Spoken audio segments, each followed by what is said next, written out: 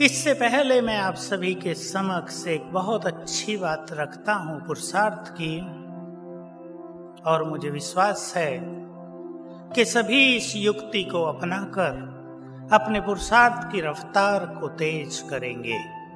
समय हम सभी को चैलेंज कर रहा है। हर मुरली में आ जाता है, अचानक का खेल होना है। हम सभी अपने पुरुषार्थ की बाधाओं को एक विशेष युक्ति से समाप्त करेंगे। बहुत ध्यानपूर्वक सभी सुन लें। बहुत सिंपल बात है। बाबा की मुरलियों में जहां तहां प्राय आती रही है, मैं उसको एक सिंपल स्वरूप दे रहा हूं मनोविज्ञान के आधार से।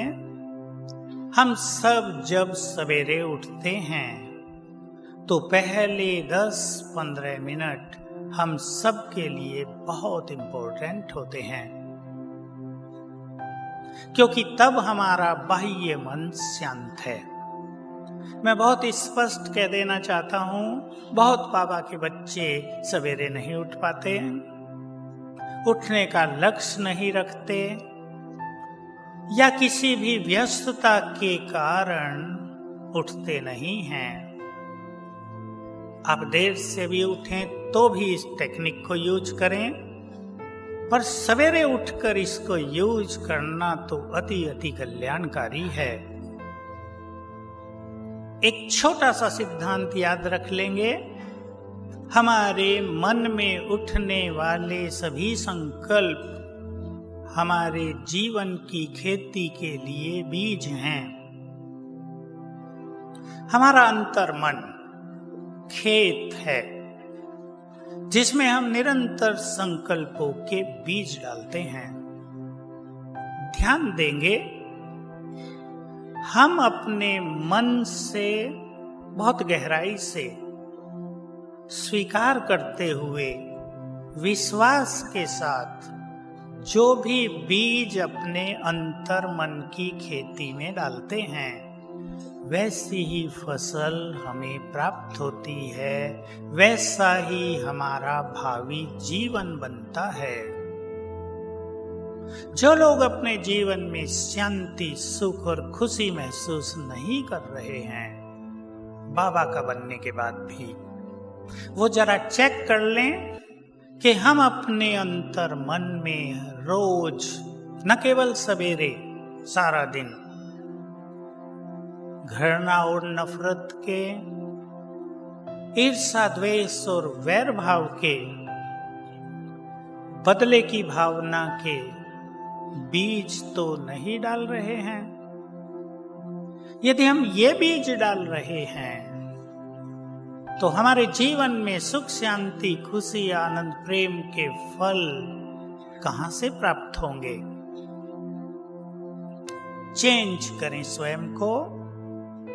इसमें भी एक बहुत गहरी बात को सभी ध्यान दें, मैं रिपीट कर रहा हूं।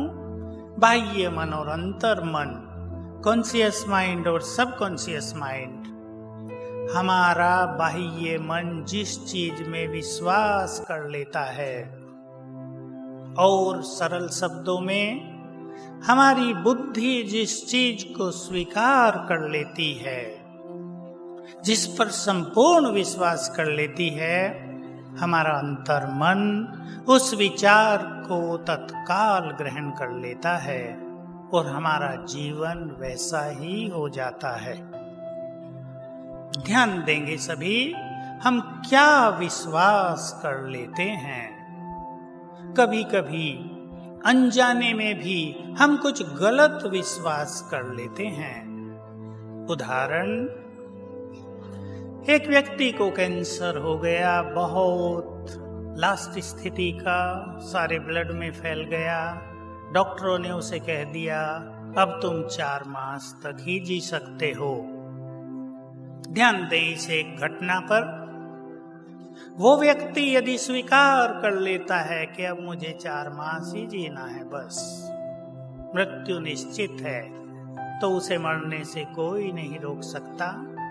और यदि वो व्यक्ति डॉक्टर के इस विचार को रिजेक्ट कर देता है, मैं मरूंगा नहीं, मुझे जीना है, मुझे संगम युग के अंत तक जीना है, तो ये विचार, ये विश्वास अंतर मन तक पहुंचेगा और अंतर मन की शक्ति उसके कैंसर को ठीक करने में सबसे बड़ी भूमिका निभाएगी। आप एक नौकरी के लिए इंटरव्यू देने जा रहे हैं। दूसरा उदाहरण, उस लड़के को पहले ही संकल्प है कि अरे बहुत कैंडिडेट आएंगे, मेरे पास तो किसी की सिफारिश भी नहीं है, देने को पैसा भी नहीं है, मेरा कहाँ सिलेक्शन होगा। स्वीकार कर लिया अंतर्मन ने, सिलेक्शन होगा ही नहीं। और अगर वो कैंडिडेट ये संकल्प कर ले, मेरे साथ भगवान है, मेरा सिलेक्शन होगा ही, तो निश्चित रूप से होगा। टीचर बहनें सामने बैठी हैं, आप एक प्रोग्राम करने जा रहे हैं। आपने मान लो अपने मन में एक कमजोर संकल्प कर लिया, अरे बड़ी कठोर भूमि है, कौन आएगा प्रोग्राम में, 20 भी आ जाएं तो बहुत अच्छा है। तो जो आने वाले भी हैं उनके मन में भी संकल्प उठेगा कि नहीं चलो। आप संकल्प कर लें, ये ईश्वरीय कार्य है, आज 2000 लोग आएंगे ही प्रोग्राम में, तो आएंगे। हम विचार करके ध्यान पूर्वक, निश्चय पूर्वक अब सोच लें, जैसा हम अपना जीवन बनाना चाहते हों, जैसा हम अपना भविष्य देखना चाहते हों, उसके विचार विश्वास और दृढ़ता के साथ रोज आंख खुलते हुए और जब आंख बंद हो रही हो रात को, उस टाइम विशेष रूप से कर लिया करें। 2 समय निश्चित कर लें। सवेरे उठने के बाद 10 मिनट, सोने से पहले का थोड़ा सा समय। बहुत इंपॉर्टेंट बात है, जब हम सवेरे उठते हैं तो हमारे मन में उठने वाला पहला विचार क्या होता है। मेरे पास बहुत भाई बहनें आए इस बार, जिनका एक प्रश्न था कि हम बिना कारण ही दुखी रहते हैं, चित्त अशांत रहता है। उन सबको जानना चाहिए, दुखों का कारण न केवल हमारे जन्म जन्म के पाप और विकार हैं, लेकिन दुखों का बहुत बड़ा कारण हमारे मन में उठने वाले गलत विचार हैं। विचारों को शांत करें, विचारों को पॉजिटिव करें, जीवन शांत हो जाएगा, जीवन श्रेष्ठ हो जाएगा।